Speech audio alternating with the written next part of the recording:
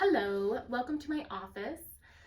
So today I want to go over ergonomics while you're sitting in your office and working. So if you're in your office and the first thing that we want to go over is our chair height. So I have a stool. I like this because it makes me sit forward on my pelvis, and you want your hips higher than your knees. So a lot of chairs that they make these days, they make them so your knees are higher than your hips, but we want our hips higher than our knees. So if you have a pen, you could put it on your leg and it'll roll down your leg because this is higher than your knees. We also want our feet flat on the ground. I know if you're sitting for 8 hours, you're probably going to want to do this or sit differently, squirm around, and that's normal. But if you start to notice aches and pains in your back, go ahead and bring your feet back to the floor. Find the support. Okay, so if you have a laptop, we're going to go over a laptop and a monitor.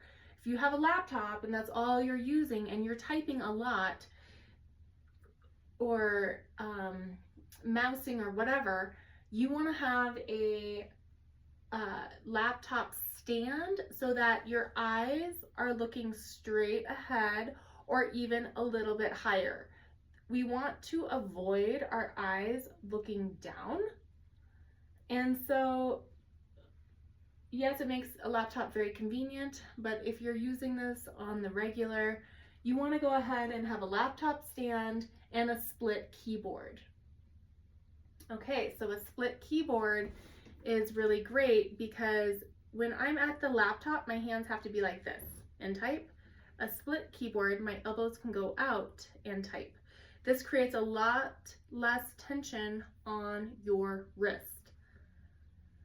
So having a computer laptop where I type like this, my wrists naturally want to go like this. But when I'm in the computer, I have to turn my hands out like this. This creates ulnar deviation or radial deviation because I'm extending this way, and this can cause sharpness in your wrist. It can also cause achiness. So go ahead and get yourself a split keyboard, and your wrist will thank you. If you're typing multiple hours a week, this is going to be an investment in your own health, in your joints, in your longevity. So if you have a monitor, that's great. Make it so that your monitor is a little bit higher than the horizon.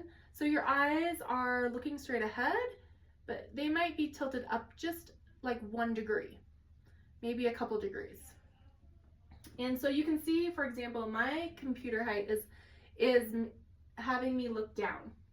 As I look down, I start to get the iPhone hump, which is, that hump in the neck that happens when we start to look down. That's what causes the hump in the neck. And our teeth start to go more forward, so they become more crowded. It becomes harder to floss, and our posture starts to really spiral and go out of balance. So these are a few things I wanted to talk about today. So we have our chair height, keeping your feet flat on the ground. When we type, we want to make sure, last thing, that our elbows are higher than our wrists. So this allows this lightness in the typing to happen. When our wrists are up and like this, you can see my scapula. I'm like clenching my scapula to try to keep my hands in this height, and I'm having to work more in my shoulders. When you have your keyboard down here, your arms are able to relax, and they're able to your scapulas are able to hang and rest on your rib cage.